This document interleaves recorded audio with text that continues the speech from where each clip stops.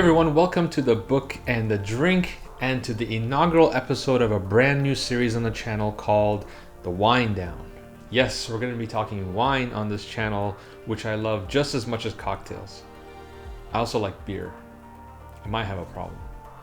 In this series, I want to open up a dialogue and discussion about fun and interesting topics that either I come up with or that you guys suggest, and to demystify wine a little bit. I know that for a lot of people, wine can be a bit intimidating. There's so many regions that produce wine, so many different grape varietals and types of wine, and the whole jargon and language that goes along with it. I know that it can be a little bit overwhelming and a bit much if you're not into it. So little by little, we'll start breaking down wine and wine tasting and wine drinking and wine choosing. And eventually, hopefully, if you're not into wine now, you'll start to dabble a little bit and not just pass up the wine aisle in the grocery store, but stop and take a look, recognize a few familiar bottles and give them a try. It's so good. And nothing is as good as wine for pairing with food. Most foods, maybe beers with tacos. And for those of you who are familiar with wine, I would love to hear from you, and I think the rest of the viewers would as well, about maybe some good bottles that you have found or maybe some wineries that you can recommend. Today I'm drinking a Pinot Noir from Meiomi. This one has been a staple of mine for the past 4 or 5 years, as the price point is perfect and the tasting notes are good, and we'll get into all that in a second. But first, I want to talk about Lord of the Rings. There's been a lot of renewed interest in Lord of the Rings recently with Amazon's new show coming out and the remastered 4K Blu-ray editions that are coming out soon. It seems that everyone suddenly is talking about Lord of the Rings again. So I want to approach it from a different angle. I want to tell you that if you have not read the Lord of the Rings trilogy, the books, then don't read them until you have watched the movies, or at least the first movie. Now, hear me out before you start commenting angrily and flipping your desk and throwing your computer out the window. There's actually reasons why I'm saying this. As a general rule, for the most part, you always read the books first and then watch the movies or the shows. Think Harry Potter, for example, or the Witcher series. Read the books, get into the world, understand everything that's going on, and then watch the movies or the show, and it's a more enjoyable experience that way. In fact, recently I made a video about Hitchhiker's Guide to the Galaxy in which I said read the book first and then watch the movie. And for that pairing, that book and movie, it made perfect sense. For Lord of the Rings, it's the opposite, and this is why. I tried to read the books in my college years and I couldn't get through them. I couldn't even get through the first book. And it wasn't because I was unfamiliar with reading fantasy. Prior to this, I had read a whole bunch of books from the D&D universe, including most of the Dragonlance novels and the Forgotten Realms novels. And I read plenty of high fantasy, Wheel of Time, Sword of Truth, and others. So I was very familiar with the genre, but this just hit me a little bit differently than the other ones. Why? Because it was so dense. And I don't mean dense in a negative way. By dense, I mean it was so chock full of information. Tolkien had spent many years creating this whole world, and he was drawing from it left and right as he was writing these books, and it's apparent because he's constantly referencing things as you're reading it, but not explaining it fully. I'm the type of reader who likes to know exactly what's going on as I'm reading a book. I don't like it when authors kind of give you half details and you have to try to formulate the rest of it and try to figure out what's going on. I hate that. I'm the type of person who likes to know every name and place and historical reference that's given to me. And if there's a place on a map that's being referenced, I flip to the front and I look at the map to see where that is. That's the kind of reader I am. And with Tolkien, it's hard to do that because he's throwing so much information at you. I got to a chapter called Elrond's Council, I think. The Council of Elrond. And if you're familiar with the first movie, this is that scene where everyone's gathered to create the fellowship and Gimli says, "and my axe." That scene.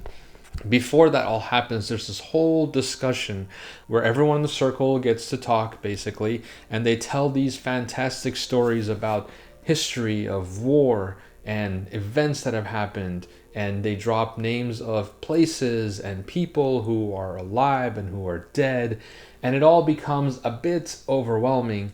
And when I was reading this, I started actually taking notes on paper, which is not really fun, and it wasn't enjoyable, and I just decided I'm not going to read this and I'm going to go read something else. It wasn't until years later that I went and saw the first movie, The Fellowship of the Ring, in the theaters, and I was just blown away by the movie.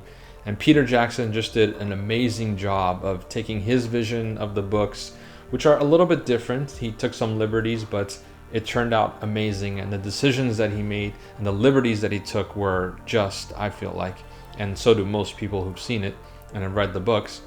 But after I saw that, my mind was blown. After that first movie, I went back and read The Fellowship of the Ring again, and this time it was such a different experience. Because I had developed this bedrock level of knowledge from having watched the movies, learned all the names of places and people and the wars and events that had gone on, I could now place those as they came up as references in the books.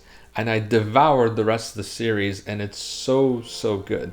Now, a second reason as to why you should watch the movies first, and this is related to the first one, is Tolkien's writing style.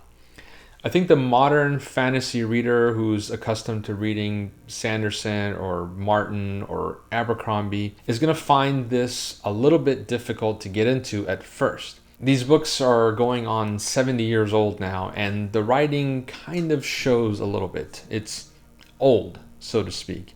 It's not like Shakespearean old. You don't need a comparative literature degree to understand it, but it's a little bit tough to get into initially. But don't let that deter you from reading the books, because they're really good. Again, watch the movie first to get the overall narrative and story arcs and plots and the references of names under your belt, so that once you start reading this, it'll all kind of flow more smoothly. That isn't to say that the writing in here is hard to read. It'll just take you a couple chapters to get into it, and after that, it kind of flows. Now, I have an idea for you for New Year's Eve 2020. You're probably not going to some banging party and hanging out with hundreds of people and drinking till midnight. It's probably going to be a little bit more low-key this year, and here's an idea for you. The Lord of the Rings remastered 4K edition is coming out soon, and I've already ordered mine, and you can get yours down below. Each extended movie is about 4 hours, so what you can do is start Fellowship of the Ring at noon on New Year's Eve day and have it play all the way through, and at midnight you will have finished The Return of the King just in time to ring in the new year.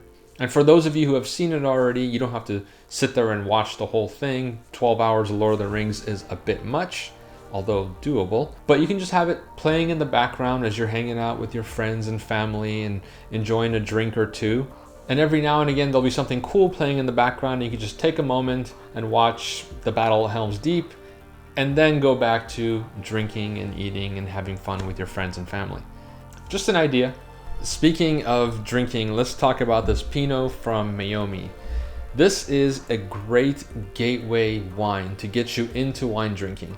It's a Pinot, which is just lighter in general, and this one is really fruit forward. That is to say, the predominant flavor that you taste is fruit on the palate, as opposed to leather or earth or other characteristics that we attribute to wine. When it comes to wine tasting, we pretty much compare it to everything under the sun except grapes. Moss, cassis, dark cherry, oak, toasty, bright, charcoal, barnyard. Yes, barnyard. Some wine smells and tastes like poop. And some people like that.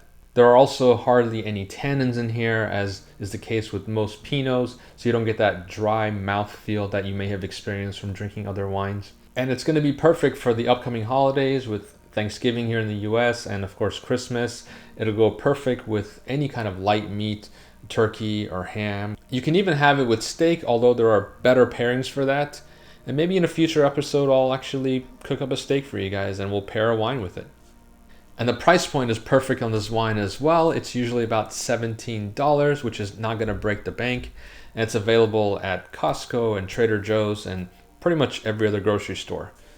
By the way, there's nothing wrong with having a twist-off cap A lot of wineries are switching to that for some of their wines. And if you're not going to be aging your wines, which we'll talk about in a future video, then this is a great way to enjoy a wine that's ready to drink right now. And you could always just cap it and have the rest tomorrow. Who am I kidding? We're going to have it all today. All right, guys, go watch the Lord of the Rings movies if you have not, and then go read the books in that order. And also, check out this bottle of Meiomi Pinot Noir. It's a great bottle that I think you're going to love. And thanks for tuning in, and I'll catch you in the next one. Cheers.